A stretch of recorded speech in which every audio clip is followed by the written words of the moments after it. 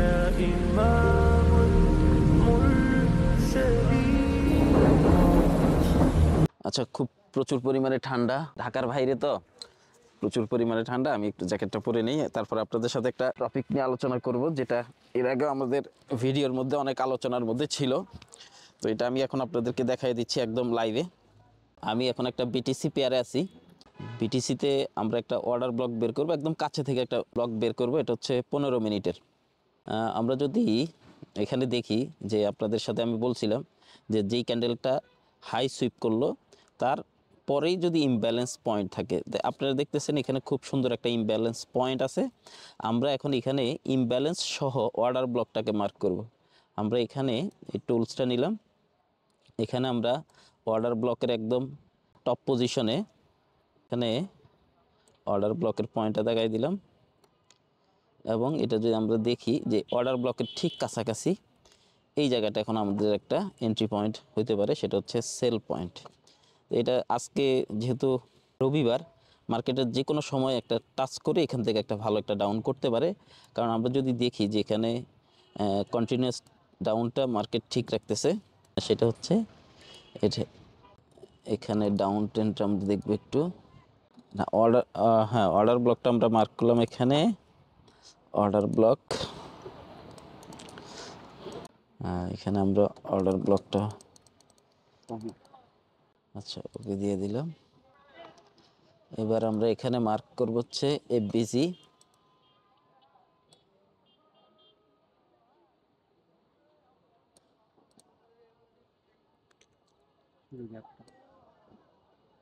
হ্যাঁ, এই পারফেক্ট গ্যাপটা আমাদেরকে ধরতে হবে।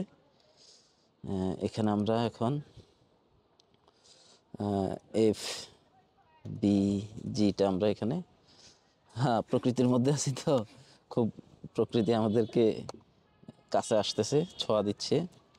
তো আমাদের এই দুইটা পজিশন আমরা এখানে দেখাই দিলাম। মার্কেট এখানে আমাদেরকে যে কোনো একটা পজিশন থেকে মার্কেট আমাদেরকে প্রফিট দিবে। আর মার্কেট এখন কিন্তু এই এফবিজির খুব কাছাকাছি।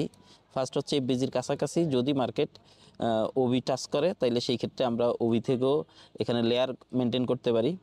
আর যদি মার্কেট এটাকে ওভারটেক করে, তাহলে আমরা এখানে এসএল ব্যবহার করবো। এটা আমি আপনাদেরকে ছোট একটা শর্ট টাইম ফ্রেম থেকে দেখাই দিলাম। সো আশা করি এটা আপনাদের অনেক উপকার হবে। আর এইভাবে আপনারা মার্কেটটাকে একটু অ্যানালাইসিস করে তারপর আপনারা যদি একটা এন্ট্রি নেন, আশা করি এই ধরনের যে অনেকে আছেন যে মার্কেটে লুজার হন, তারপরে লস করেন, সেই সম্ভাবনাটা অনেকটা কমে যাবে। يا نبي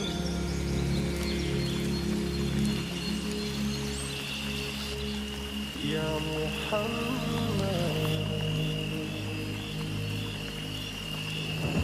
يا نبي।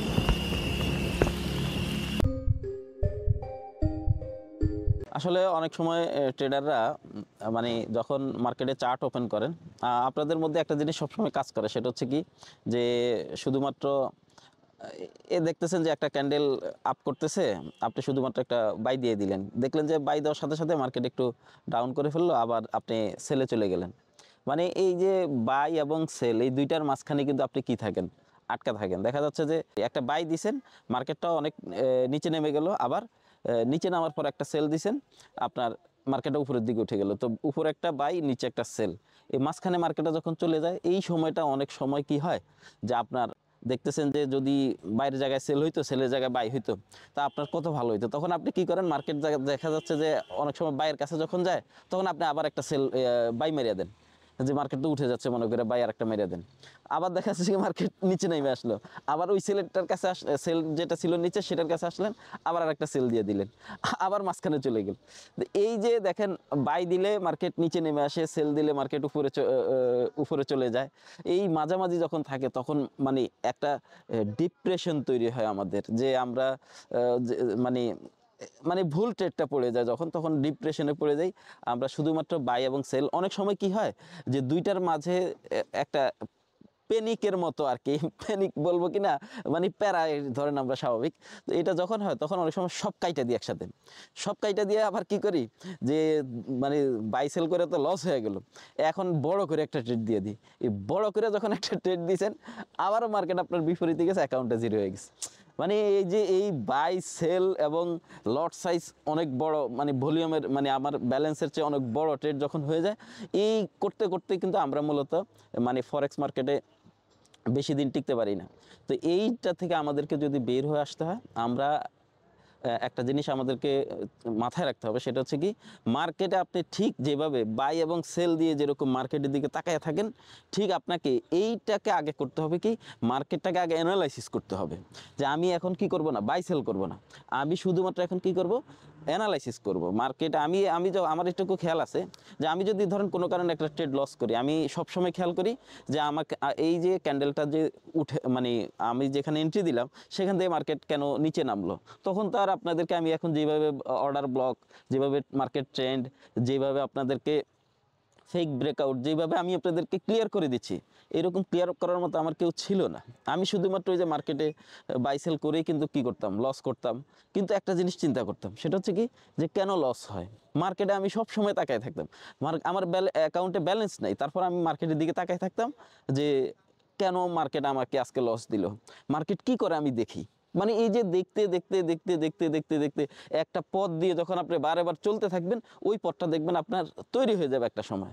আপনি একটা ধরেন একটা রাস্তা, এটা রাস্তা না, কিন্তু আপনি একই রাস্তা দিয়ে যখন বারেবার মানে হাঁটতে থাকবেন, দেখবেন যে ওইখানে একটা রাস্তা তৈরি হয়ে যায় অটোমেটিক্যালি।